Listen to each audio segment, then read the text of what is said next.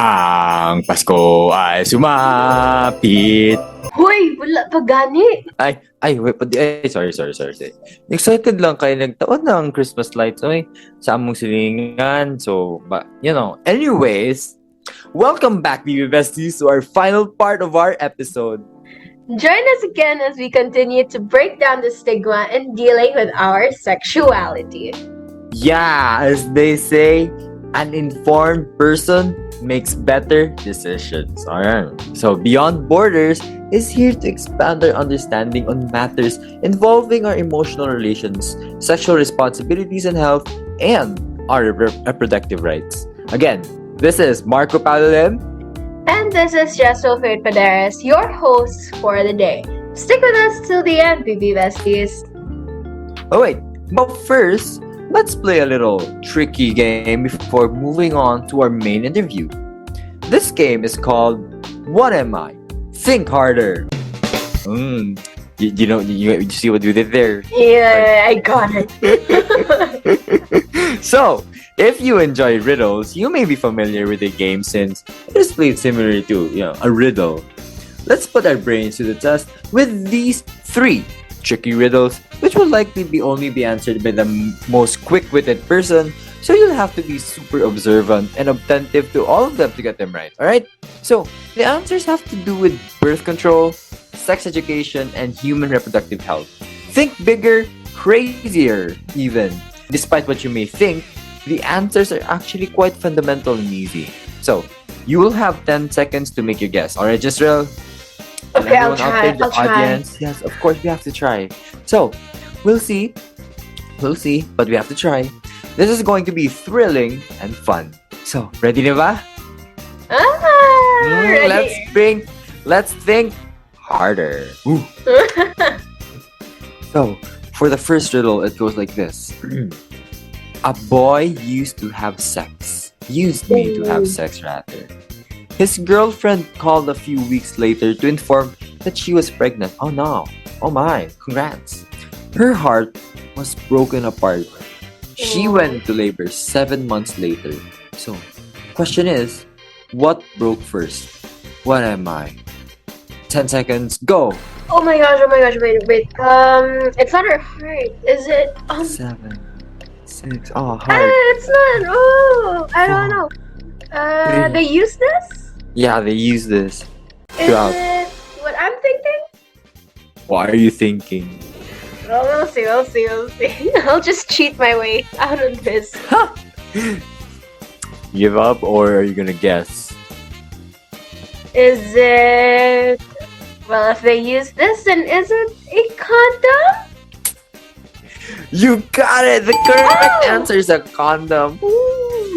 Yay! So, I think everyone is pretty much familiar with contraception, and condom is like the pretty much pinnacle of contraception at this point. When you think of condom, you think normal babies. Yeah. That's why it's important for us to learn how to use one. Am I right? Wink, True. wink. Okay. Move on. Okay, so let's move on to our next question or riddle. And I bet this will be easy.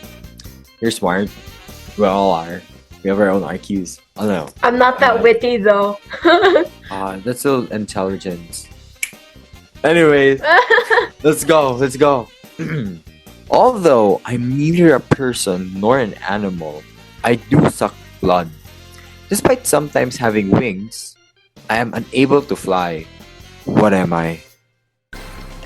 The first thing that comes into mind is a vampire. You know how they suck blood with those teeth on a person's neck. But I think, is it something that girls usually use when it's the time of the month? Yes, it's their vampire. Like regularly. But there's 2.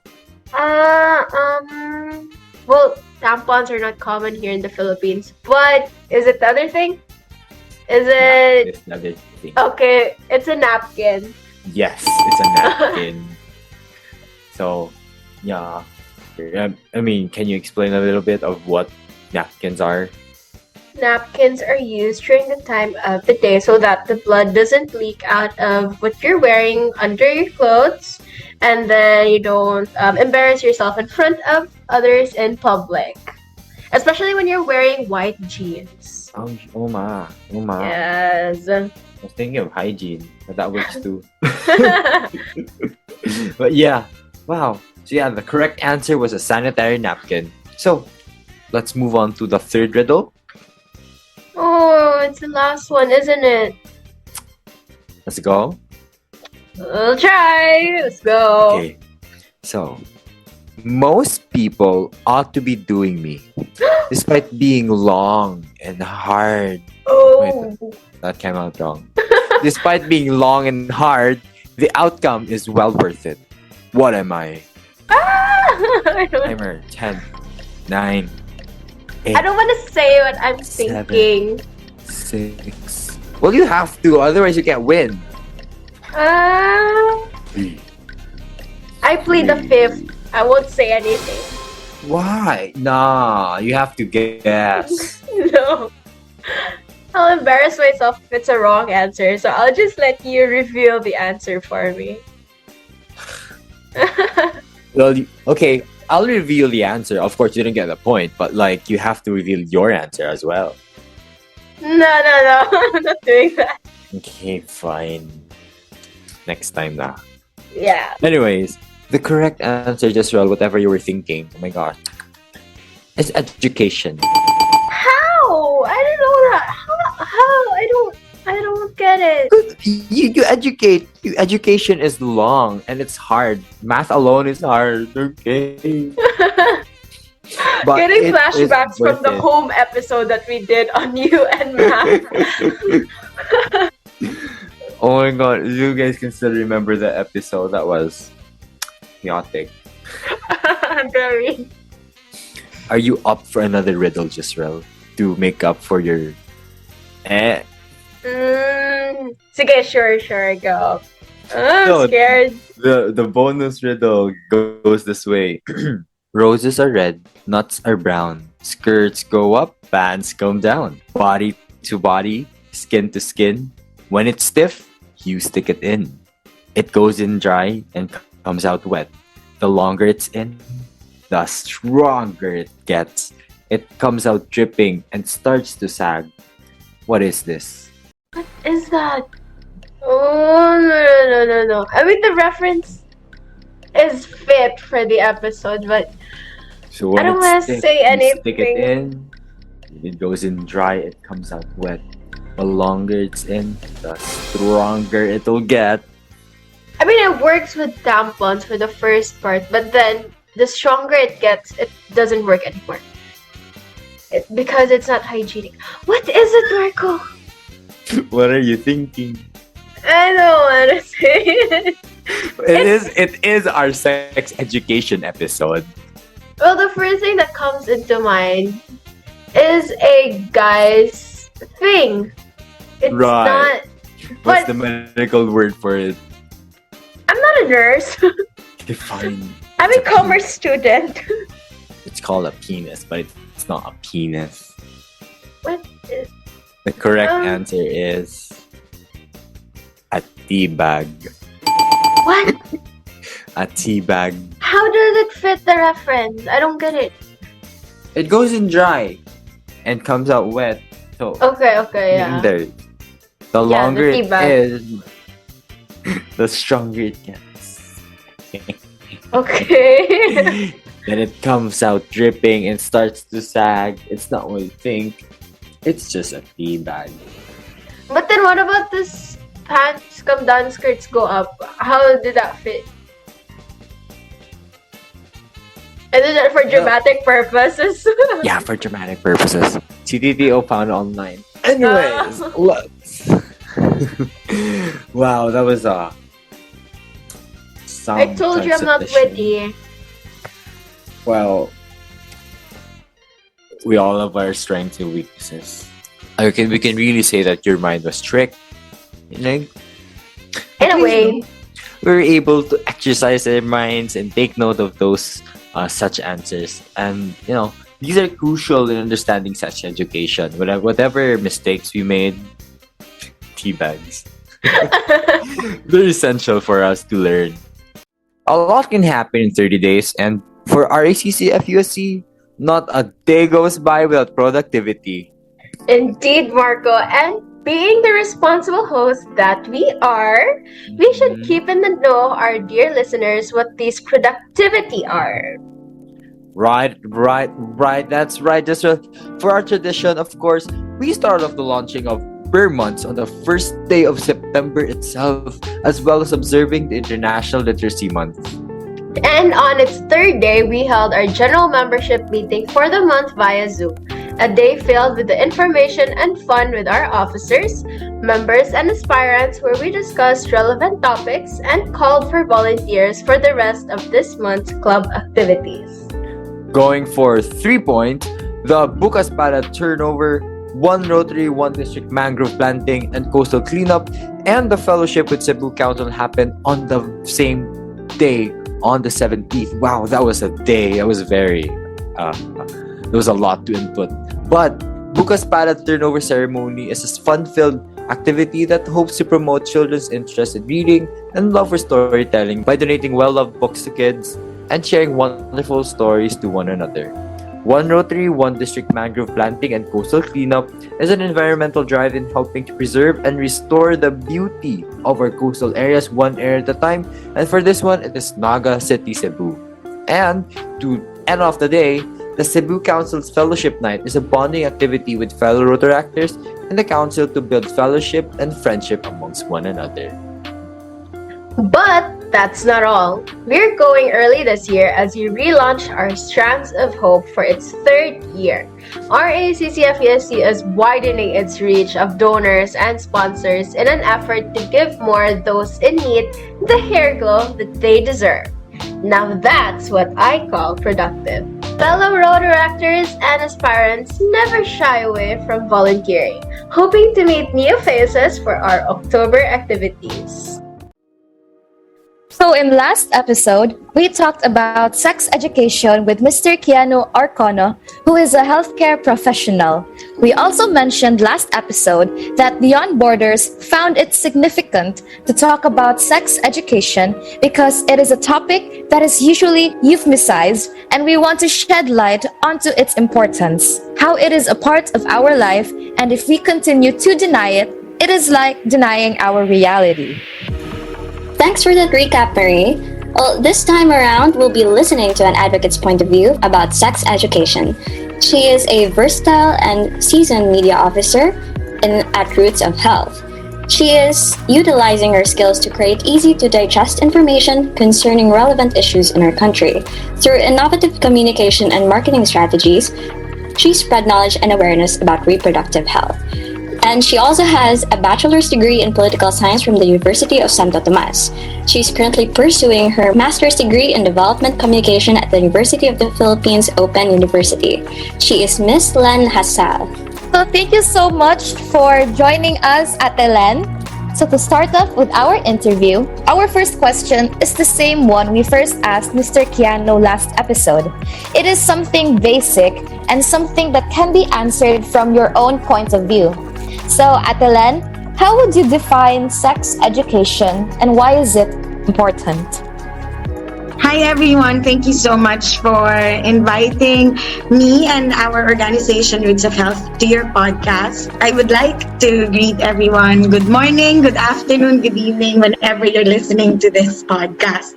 To answer your question, there are two types of sex education that is being taught. One is abstinence only education, which, by the name is teaching abstinence as the only morally sound trajectory for youth. And the other one, which we are pushing for, is Comprehensive Sexuality Education, or CSE. As defined by UNESCO, CSE is age and developmentally appropriate, culturally relevant program for teaching and learning about sexuality and relationships by providing scientifically accurate, realistic, and non-judgmental information. For us to understand it better, let's dissect the definition that was given to us. So comprehensive means it's much more than just sexual behaviors. CSE includes sexual and reproductive health and rights, discussions about family life, relationships, culture and gender roles. It also addresses human rights, gender equality, bodily autonomy, and threats such as discrimination, sexual abuse, and violence.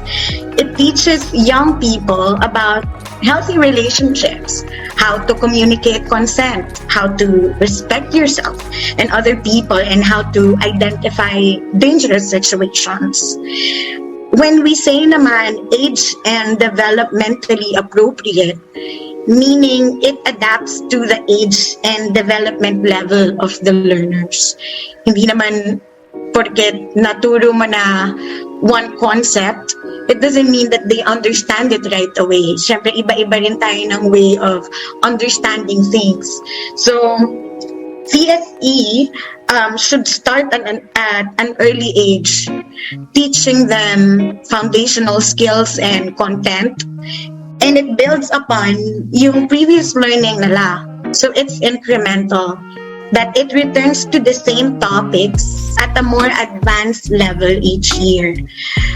When we say age-appropriate sex ed, for example, for kindergartens, it introduces topics like consent, identifying who's in your family to be your trusted adult, and the correct names for body parts. Nora Galperin, she's the director of sex education and training at Advocates for Youth.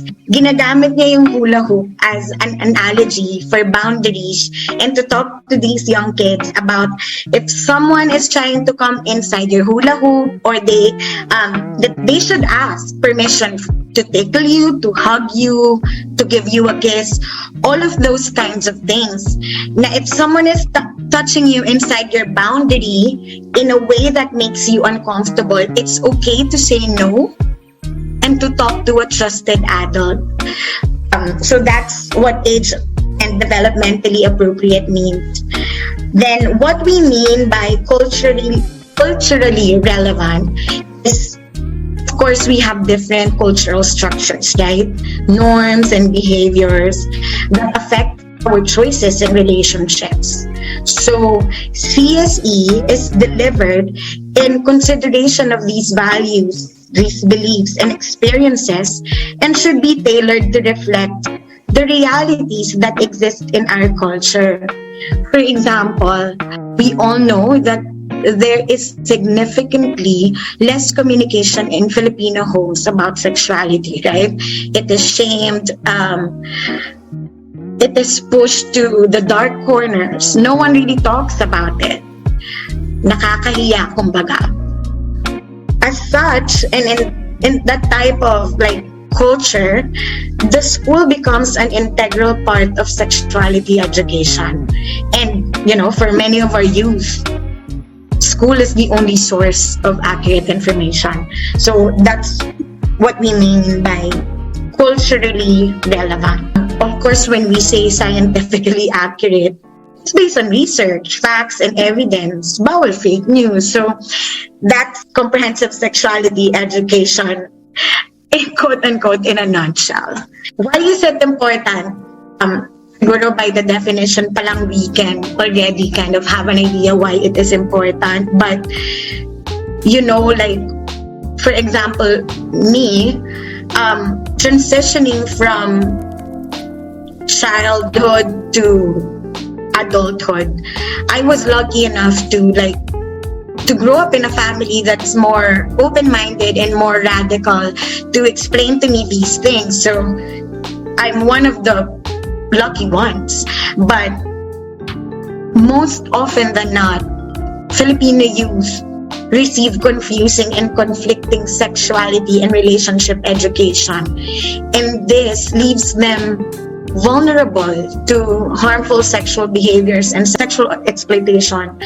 But providing young people with reliable information actually empowers them to make informed decisions about their relationships and sexuality and be able to navigate a world where gender-based violence and inequality, early pregnancies, HIV, and other sexually transmitted infections still pose serious risk to their health and well-being. Yes, I agree with all of your points, Ate Lan. And with your previous discussion earlier, I love that the other mentor used the hula hoop as an analogy for boundaries. For in that way, it can be visualized and understood easily by children themselves. And boundaries and understanding about consent should be understood at a very young age so that it won't be taken advantage of when they are perhaps older. Someone with the upper hand in a power dynamic between relationships, I think that's what makes violence and abuse very prevalent in our society. Especially that younger people date younger. Alam mo yun? I grew up not being able to date until I was in college. So, but now, syempre, it's, with social media, it's easier to date or, to introduce to someone na you don't really know with online dating and, you don't even know the red flags. Yeah.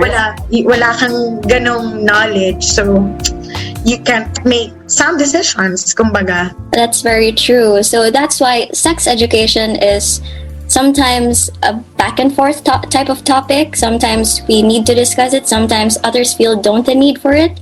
There are other people who promote it, of course, like you, Ate Lan, and there are others who are against it. So for you, what is your stand in providing basic sex education in Philippine high schools? I'll just put it into context. For example, in 2019, the Philippine government declared teen pregnancy a national social emergency. That's how it's affecting our youth already, that it became a national social emergency. Our organization have taught thousands of young people since 2012. Roots of Health, we've been giving comprehensive sexuality education trainings to teachers in schools to students in barrios in Palawan. Our pre-test and post data shows that it reveals low levels of knowledge about sexual and reproductive health. For example, 70% of high school students believe jumping up and down is an effective way to avoid pregnancy. I don't know if you have heard of it, na pag tumalon daw, after they have sex, mas hindi sila mabubuntes.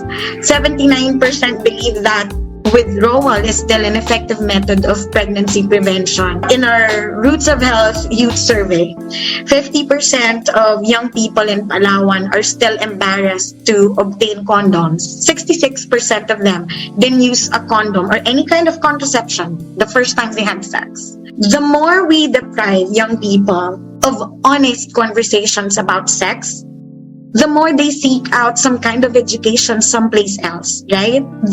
And this may mean rumors from peers, chismes, or from pornography that's so easily being accessed by Filipino youth.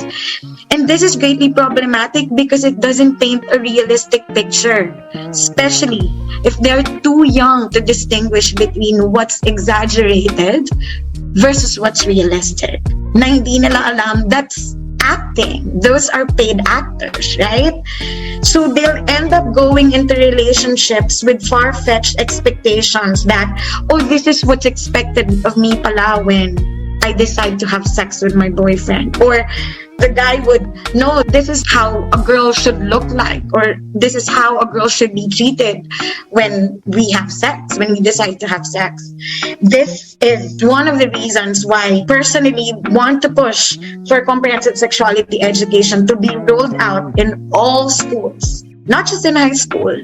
We start as early as kindergarten, as I've said earlier. You know what, Ate Lan, I definitely agree that indeed teen pregnancy is really a social emergency, especially how it affected our youth today, and especially since there are low levels of sexual and reproduction health, especially according to your statistics, like 70% of high schools believe that if they jump after sex, it'll lose the pregnancy, even though it isn't real at all. And also in 50% in Palawan, there are people who are embarrassed to obtain condoms and such, which are actually beneficial to their sexual health. And it is definitely true that the more that we deprive young people of having these different types of conversations about sex, the more they seek these info from someplace else, like from rumors or from porn, which are very harmful and problematic. And it definitely paints an unrealistic picture and very exaggerated picture as well. And I also do agree that we should start having sexual education starting from the very young age or from the very bottom, which is kindergarten. And we should also open this up to not only the children, but to really everyone in the public as well, like our own parents, our grandparents, our siblings, really everyone in the community. Because as what you've mentioned, the more that we know, the more that we are equipped, we can demand, and indeed we can protect our rights. So moving on to the next question. So Rotary and Rotaract members share a unique passion for taking action to improve communities and the world. We have quite a number of advocacies, and one that we stand for is called DEI, which means diversity, equity, and inclusion. So in your opinion, Atelan, how can sex education promote diversity, equity, and inclusion in our society today? That is such a great question. You know, CSE can contribute to the development of a fair and compassionate society by teaching young people the skills and attitudes that would enable them to treat others with respect, acceptance, tolerance, and empathy, regardless of their ethnicity, race, socioeconomic status, religion, disability, sexual orientation, gender identity or expression, or sex characteristics. One of the things that CSE teaches is we all have soji, you know, kasi parang most often than not, they think na soji would just be for homosexuals, LGBT. Now, they don't have an idea that all of us have soji SE, that no matter what your soji is, you should be treated with respect, that you should be accepted, and you should be treated with empathy. So I think that CSE is very important to equip or just make our youth be part of a fair and compassionate society that we are trying to build and live in. One of the things that really stuck with me was a statement that we use actually that has actually stayed with me since I heard it. Malaya ako kapag malaya ang iba. So, you know, like if we can only be free if we let other people be free also of violence, of mistreatment, and disrespect. Yes, I really like that phrase, Atelan. Malaya ako kapag malaya ang iba. I think that speaks of what true freedom is, where you can't be free when you have more rights and you're not understanding of how the other minorities are being oppressed in society. So let's say that a conservative person wants to learn about sex education. How would you teach them sex ed, or at least convince them to listen to something related to it?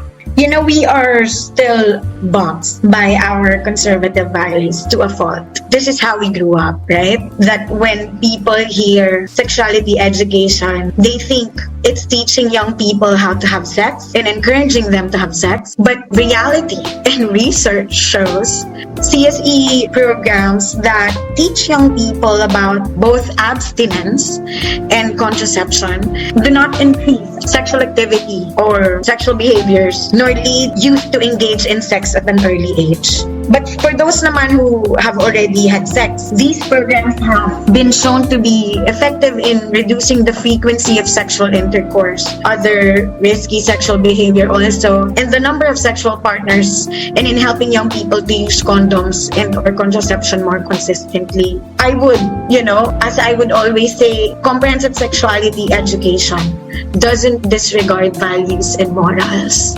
but it incorporates, as I've mentioned earlier, respect, acceptance, tolerance, equality, empathy, and reciprocity that are linked to human rights. It also provides young people with the opportunity to explore and define their individual values as well as those of their families and communities. So yes, Atelan, it definitely is so true that we are indeed still boxed about our sexual education, especially living here in a conservative country in the Philippines. And people definitely here think that it means teaching young people to have sex and how to have it, even though it doesn't. In your opinion, what other societal problems do you think sex education can prevent?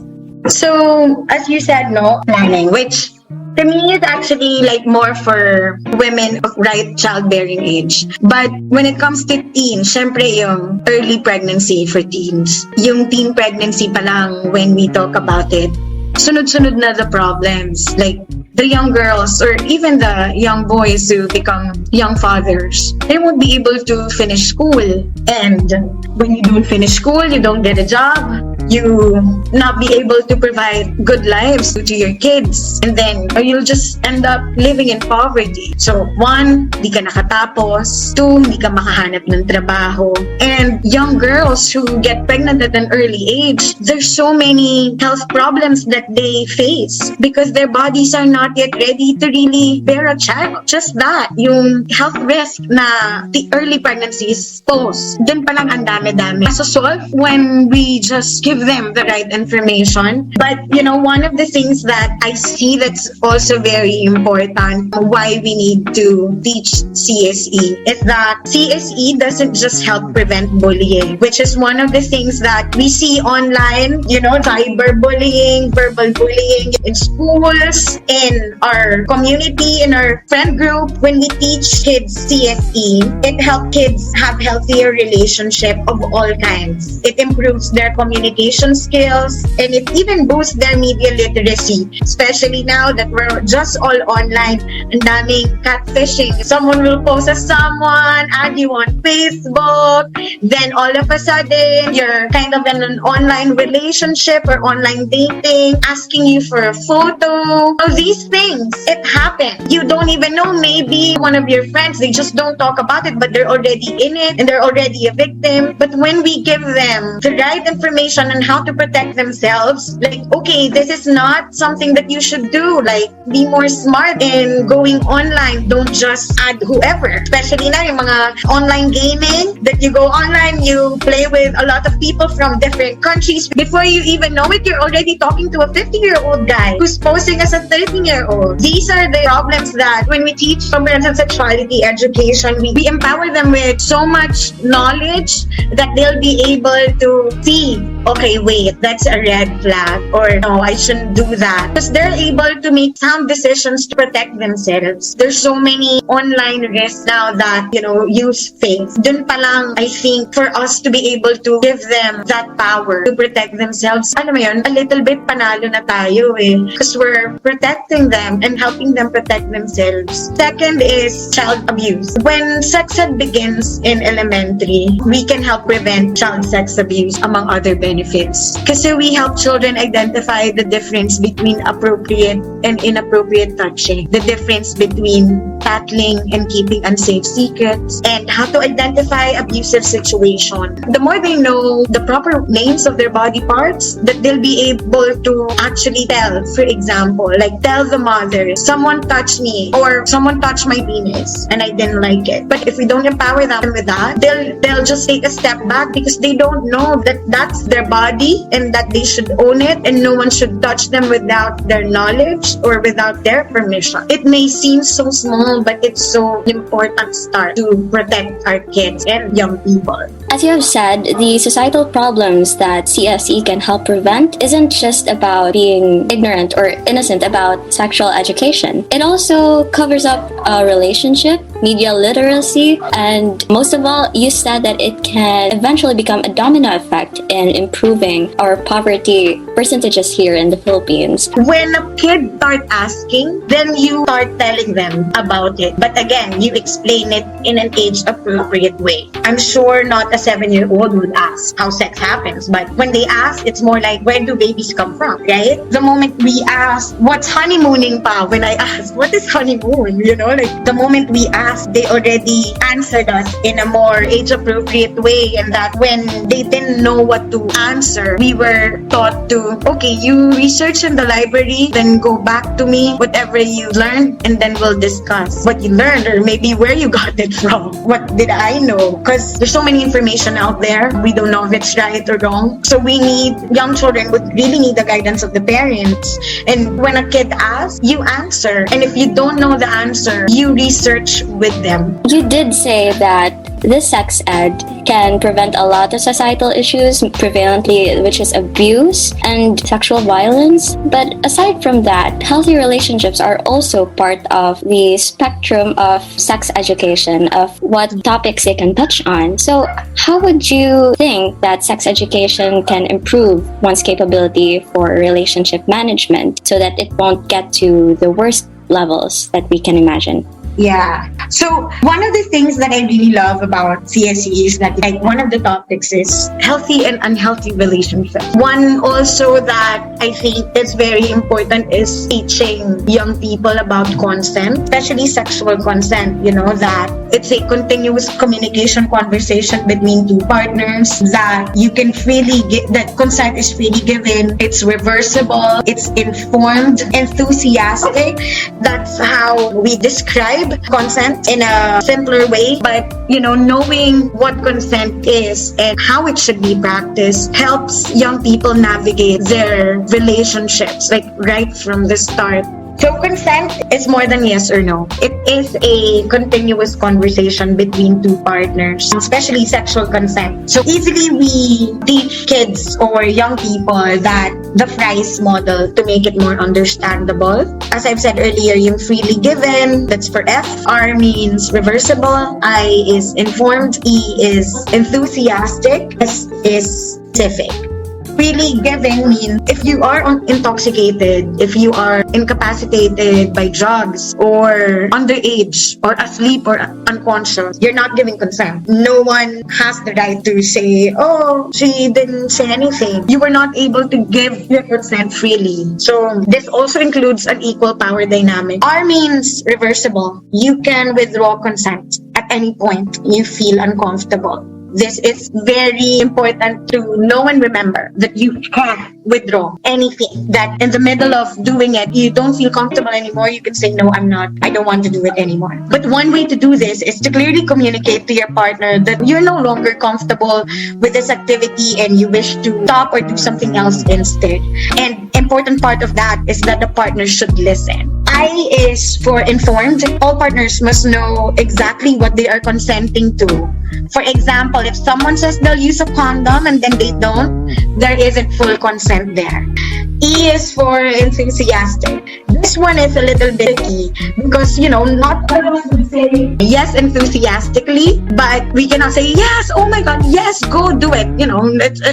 Not all of us could say it like that. But if there's any doubt to any yes that you got, it means it opens a door to communication. You ask, are you sure? Is this really what you want to do? Is there something else you want to do? Ask why that person says that, to get to know also, the level of comfortability that your partner has. S is for specific. Consenting to one thing does not mean you're consenting to everything. And consent does not carry over from one interaction to another. As I've mentioned earlier, consent should be practiced every time. If you don't get a yes, you ask your partner what your partner is more comfortable. And one part of consent is accepting a no. Practicing consent is being ready for and accepting when someone says no, or I'm not okay to do something, or I'm not okay to do it with you. If they already said no, stop asking. Don't try to convince that person to do one thing in any way. Don't make them feel bad about saying no to you, or make them feel that they are wrong for saying no, or they'll miss out. No is not a maybe. No means no. And no can mean also, I want to talk more about this. I'm not ready, not yet, but I want to talk to you more about what I said I want to do. So that's how we teach consent to young people. Thank you so much for answering that question, Atelan. So, consent really is a continuous conversation between people in relationships in general. And consent could also help navigate relationships from the start. And now, sex isn't just physical, right? Emotions are also a huge aspect of it for sure.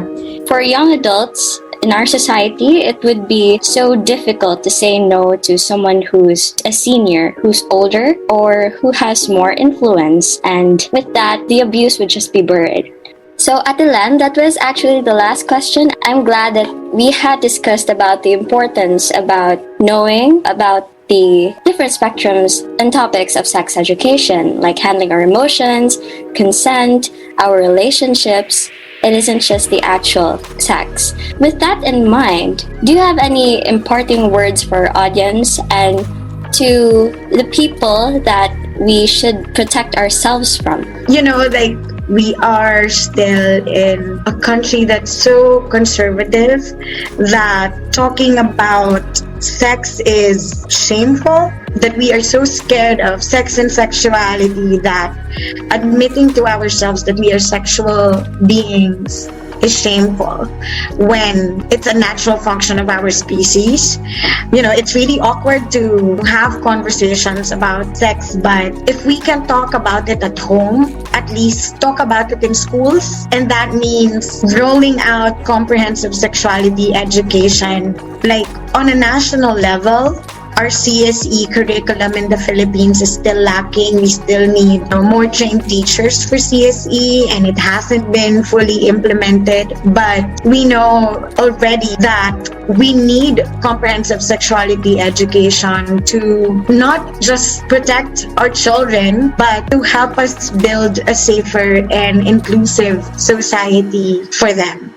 So I thank you for allowing us to talk about what is comprehensive sexuality education and why it's important. I believe that we need more and more platform to really talk about this and have a lot of people really know what CSE is and how integral it is in our lives to know and learn. Not just for the youth, most of our parents, they don't really know sex ed. They didn't have it, but it's high time that we provide access to comprehensive sexuality education because it is a human right and it is for the benefit of all. Like knowing one's right and respecting other people's rights, protecting one's health, and adopting a positive attitude towards sexuality and relationships. It's integral, it is, to know those things, and for us and our Filipino youth to acquire valuable life skills such as self-confidence, critical thinking, and the capacity to make informed decisions. There is obviously nothing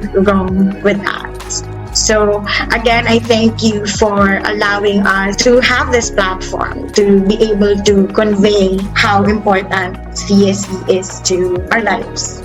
So indeed, comprehensive sexual education or CSE is really important. But there are still so much work to be done, especially having these more in our school and having more trained teachers to fully implement and finalize them in other parts of our country. And the more we talk about its importance, especially with the Filipino youth, the more it will be emphasized and it will be actualized as well. And comprehensive sexual education really is needed in order to build a safer and inclusive society for the children and to protect the children as well. And sexual consent really is for the Fry's model, which is freely given, reversible, informed, enthusiastic, and specific. And last but not the least, sexual consent is a value that should be practiced all the time to everyone. And so, on that note, I and everyone else at the land would like to thank you so much for taking the time out of your busy schedule to be with us and for giving us very insightful learnings about comprehensive sexual education. And I am more than sure that these new learnings will definitely be useful to all, especially to our audience listening right now and really everybody in general. So once again, thank you so much, Atalan. See you guys.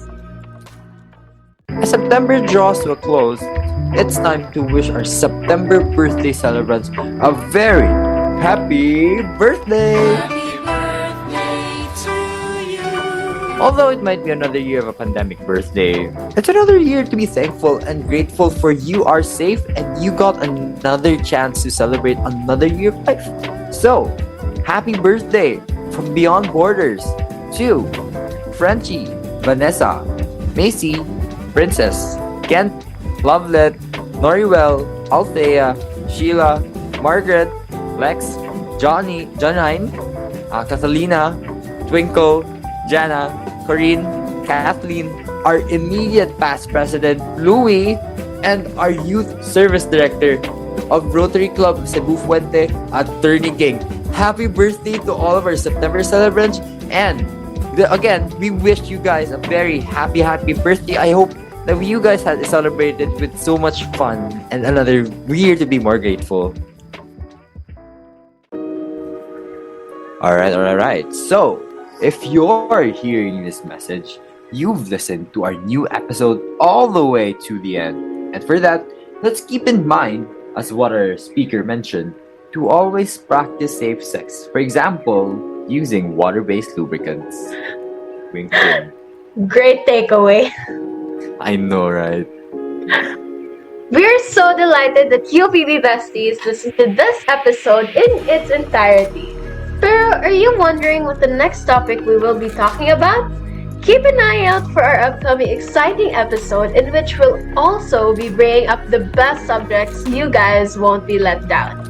So, if you might want to be in touch, don't forget to like and follow the Rotary Club of Cebu Fuente USC on Facebook, at RACCF USC on Instagram, and RACCF USC on YouTube, BB Besties. Until then, baby besties, always remember to practice safe sex.